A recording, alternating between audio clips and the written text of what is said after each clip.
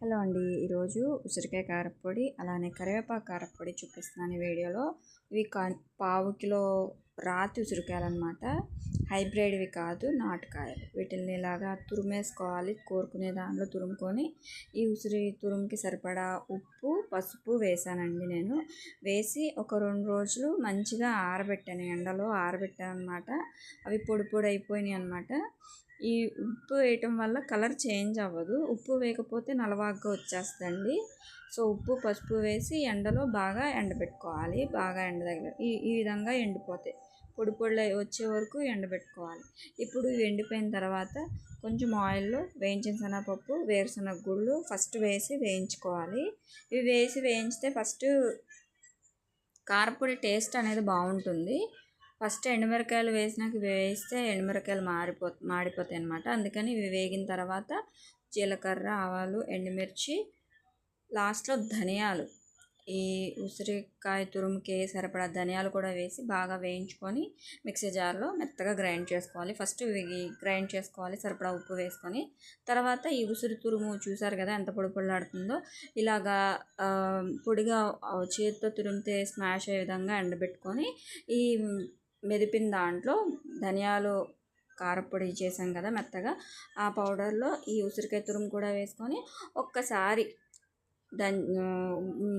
Pulse ఇచ్చేసేస్తే ఉసిరికాయ కారపొడి ready అయిపోతుంది. ఇది జుట్టుకి చాలా మంచిదండి. జుట్టుకి, చర్మానికి కూడా చాలా మంచిది. ఒకసారి ట్రై చేయండి. ఇందులో చింతపండు వేయాల్సిన పని లేదు. డిఫరెంట్ టేస్ట్తో చాలా బాగుంటుంది. అలానే కరివేపాకు కారపొడి కూడా సేమ్ ఇదే ప్రాసెస్. కాకపోతే ఇది ఎండబెట్టాల్సిన పని లేదు. వర్షం వచ్చిన తర్వాత రోజు కోసుకున్నాం అనుకోండి, కరివేపాకు చెట్టుకి కరివేపాకు కడగాల్సిన పని కూడా లేదు. ఇలా డ్రైగా కూడా ఉంటుంది.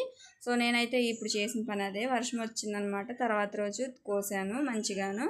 ఇది కోసినాక కొంచెం ఆయిల్లో ఇలాగా ఇక్కడ చూస్తున్నారు కదా, మెదిపితే ఎంత చిన్న చిన్న పౌడర్లా అయిపోతుందో ఆ విధంగా వచ్చేటట్టు వేయించుకోవాలి. ఇది వేయించుకోవాలి, ఎండలో ఎండబెట్టాల్సిన పని లేదు. నూనెలో చక్కగా వేయించుకొని ఇప్పుడు వీడియోలో చూపిస్తున్న వాటిని మొత్తాన్ని వేయించుకోవాలి.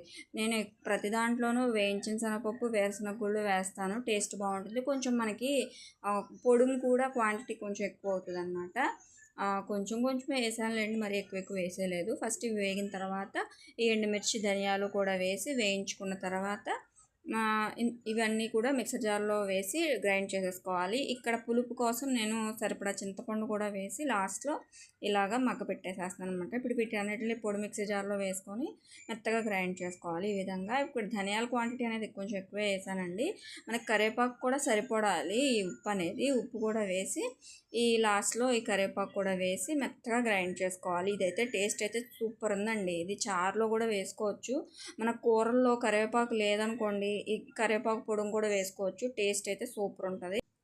మనం కరివేపాకు తెచ్చి పెట్టుకుంటాం ఎక్కువ క్వాంటిటీలో, కానీ అది ఎక్కువ రోజులు ఉండదు. సో అలాంటప్పుడు ఇలాంటి పొడి చేసి పెట్టుకోండి. కూరల్లో చక్కగా వేసుకొని తినొచ్చు, లేదా అన్నంలో కూడా కలుపుకొని తినొచ్చు. నెయ్యి వేసుకొని కానీ నూనె వేసుకొని కానీ తింటే చాలా బాగుంటుంది.